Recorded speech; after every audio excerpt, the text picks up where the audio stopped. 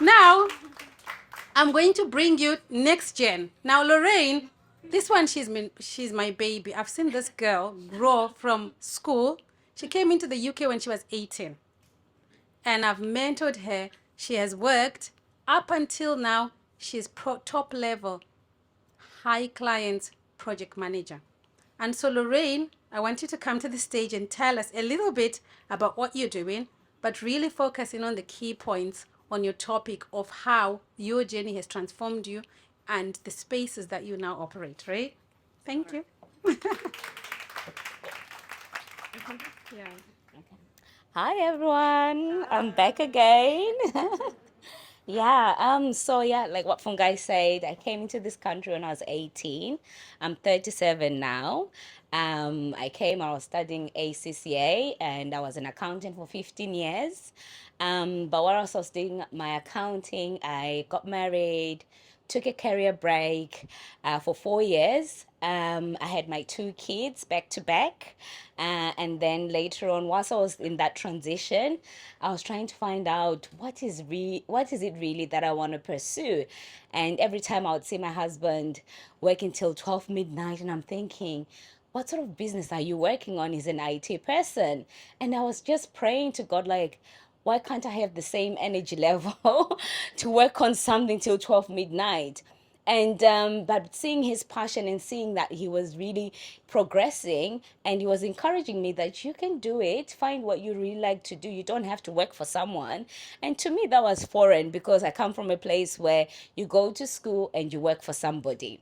But my mom was like, you know what, Lorraine, when you get married, don't just stick to what you know. Learn also from your husband. If he's telling you stay at home, find something to do, then listen to him. So I was in two minds, where you're thinking, I need to have my own money, but at the same time, I want to grow. So I was like, you know what? Let me sit myself down. Let me really think thoroughly. And from there, I started my boutique. I was just selling my own clothes on eBay. I became a top eBay seller. And my whilst that time, my husband was watching me, and one day he's like, "Okay, can you Google this?" Because he told me what I wanted to name my brand. So I said, "Oh, okay, I can name it Lowe's Boutique." So he wasn't understanding the fact that I was selling on eBay to other people. And so one day I woke up on my birthday, and he's like, "Can you Google this Lowe's Boutique on the internet on Google?" And then a website came. Then he's like, "Yeah, I've done a website for you. You don't need to use someone." You don't need to use someone else's platform. And Lowe's Boutique started growing from there. We were from 0 followers, we became 5,000 followers on Instagram. We've also featured on the National Prom Show in the UK, our collection on the catwalk. So I've seen the brand grow from strength to strength. But so when I went back, to work as an accountant, I was in that space now where I'd seen the other side of life.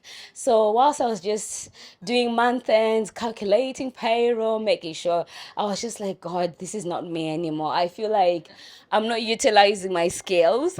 So, but the power of prayer, when God will give you a preview, right? So I could see that preview, but it was how to get there. And so, one of the things that I learned throughout the process was, when you're surrounded with the right people, they would start to point in that direction. That's how you know that you've got destiny helpers around you. So I had all my friend Neo, we started business around the same time. I'm seeing Fungai so passionate about her business. I'm seeing Carol's, I'm seeing the Pastor Sarah's, so it was really pushing me forward. So, I was like, you know what, this finance thing, I enjoy doing it, but I need to work smarter. No more long hours trying to reconcile books for people. I just need to find something that which matches my skills, which matches what I'm doing. So when we're in lockdown, obviously people are not buying clothes. That's when I realized most of my clients were entrepreneurs, and most of the time they would ask me, "Oh, Lorraine, I need help with this. Can you help me with these strategies?" And they'll come back to me and say, "You know what, the strategies that you gave me really worked." So I had one particular client, and whilst I was going through that, I asked God. I said, "God, you need to give me the sign that shows that I'm moving in the right direction." So So I had one particular client, a customer really from the boutique who I had really helped with the brand. And she came back to me, she said, you know what, the value that you gave me for my business, I need to pay you for that. I would do injustice to me and to you if I don't pay you. And that's how I opened up my consultancy firm. So I started doing the consultancy firm in the lockdown, and I coached nearly 25 businesses. You know, and whilst I was in that space, that's when my husband was like, you need to go for this thing, because if you're really good at it, expand your knowledge, expand your mind. So I took time out of social media, 21 days, working with a coach, right, to unstuck my mind so that I could be in that consultancy world. I After 21 days, I landed myself with one of the largest consultancy companies in the world with nearly 350,000 employees, and is top six. So I now got that. Um, it was great. I increased my money by over 20K, you know, so it was like, wow, this is a new era. So I've just been working with different multi projects, nearly up to 100 million turnover. And what I'm realizing that there is money in the world, you know, but what you need to do, you need to have the right skill set. And which brings me to the topic I'm going to be talking about today: learning how to manage your projects and your stakeholders. Because I believe each and every one of us here, we have that skill, you know. And as a business person or an aspiring business person, you need to develop to have that skill. So who is a project manager? A project manager is someone who is able to lead a team to hit goals. And that's what we're all doing, isn't it? You know, we are leading a team, we have a goal that we want to achieve. But sometimes as a business person, you might see yourself as, you know what, I had a background in nursing. I don't know anything to do about management skills. But in your daily life, you're managing something, you're managing your life, you're managing your family, you're managing, even just when you set your goals in January to say, this is what I want to do. That's a skill, right? So that's what project management is all about. So it involves leading your team or members through different tasks, right? So if I look at when I look at project management, I look at two things. They are active. You have two things: active stakeholders, and you also have passive stakeholders. So who are your passive stakeholders? Your passive stakeholders are your family members, right? Because you know that if you're, for example, you know, most of you here are family people. If you're not winning at home, you're never gonna win in the world, right? So for me, when I'm looking at this, I always think about what comes first for me. So my passive stakeholders, those are the people that come first. I have to make sure that I am running my home smoothly for me to be able to do well in the world. So how do I do that? Practical steps, little things: get organized, you know, make sure that you write things down. Make sure that if you and your husband, you've got different busy schedules or whatever, talk about it, communicate, you know, who is doing what, who covers what. We tend to use a lot of tools in our home. You know, we use Alexa. We set up reminders there that, you know, the kids, they know this is the time to read the books. This is the time to tidy up. This is time to eat. Because sometimes Alexa can say things and I'm on a call, you know? So they now know how to listen to Alexa. It's not just about music, right? So you've got so many things in your home that you can use. We have a Google shared calendar. So everyone who has an event, my husband always have meetings, I have meetings.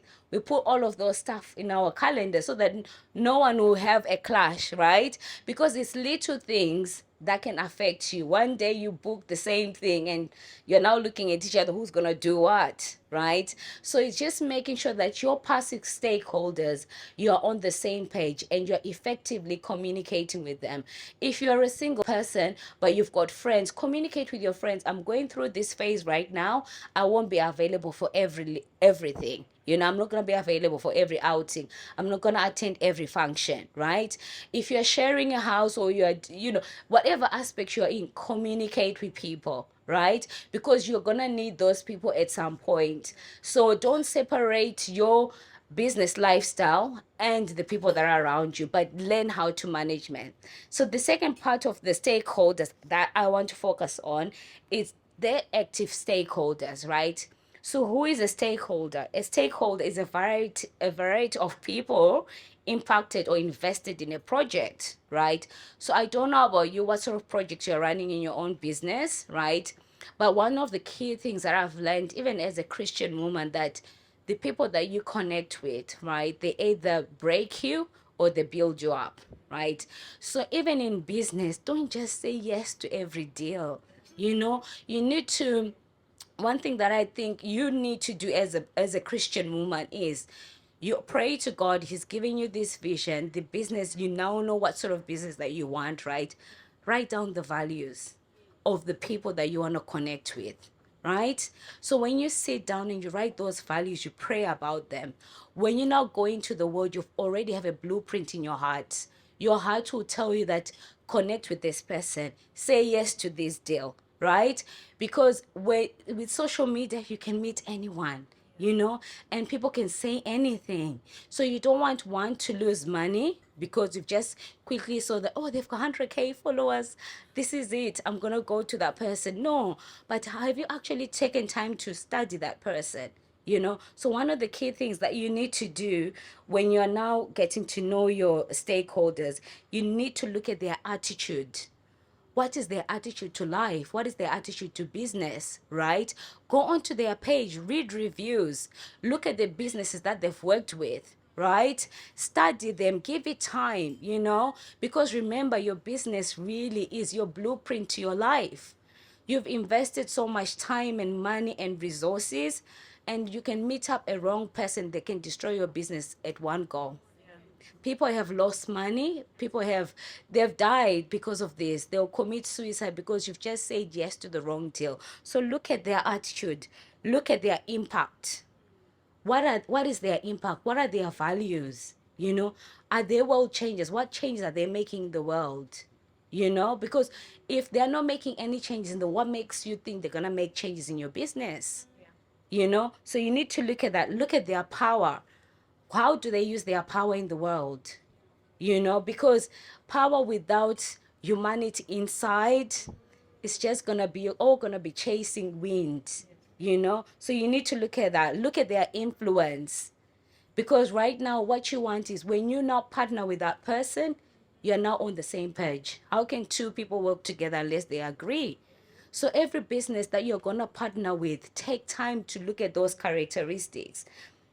And then one of the things that you can do once you've found your stakeholders, the people that you want to work with within your business, and you're happy with them, it's now your responsibility to look after them, right? How do you do that? You need to know your stakeholders.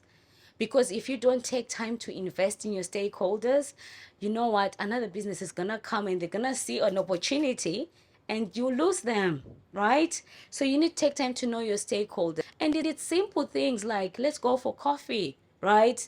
Let's take you for dinner. Oh, come to our offices. Just a chat without anything on the table, because that's how you build and you connect and you grow your business. Relationships build businesses. You can be the most talented person in the room, but if you don't treat people right, that's at the end. If people can't have if they can't feel safe around you, they'll rather let you go. So make sure you get to know your stakeholders. Prioritize them. Tell your staff members that we are working with a key stakeholder here, right? This is how much they're bringing to the business. So it's so that your staff, when they see that person, when they talk to that person, they feel important. Because if you don't communicate, let's say with your receptionist or your admin staff, they'll call one day and they won't pass on the message. And maybe you've been waiting for that call, So make sure you lay it in front of your team that we have a new key stakeholder. This is the impact they bring to the business, and this is how we're going to treat them. Because you all want to speak the same language. Yeah? Understand your stakeholder, understand their needs. It's not about what can you get, because we live in a world where they think, oh, this is a good business opportunity, what can I get from them? No, but what can you give?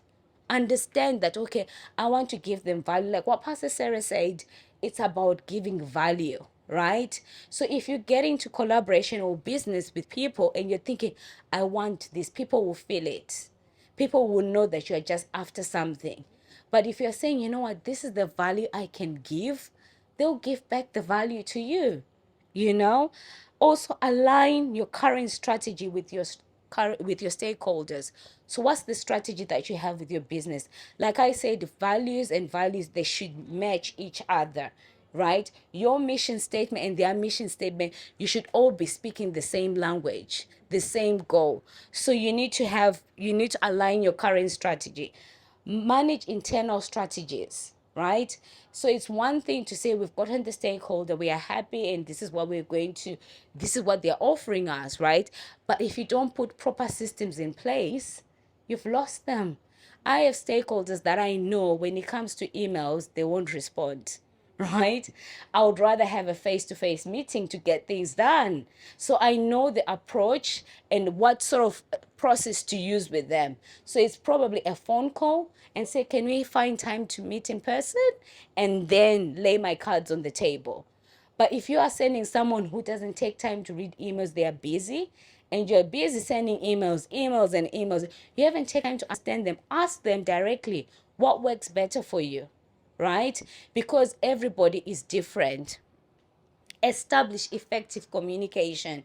That part is very, very important. Don't be one person where you get an email, you ignore, because some people will get put off by that and you might miss an opportunity, you know.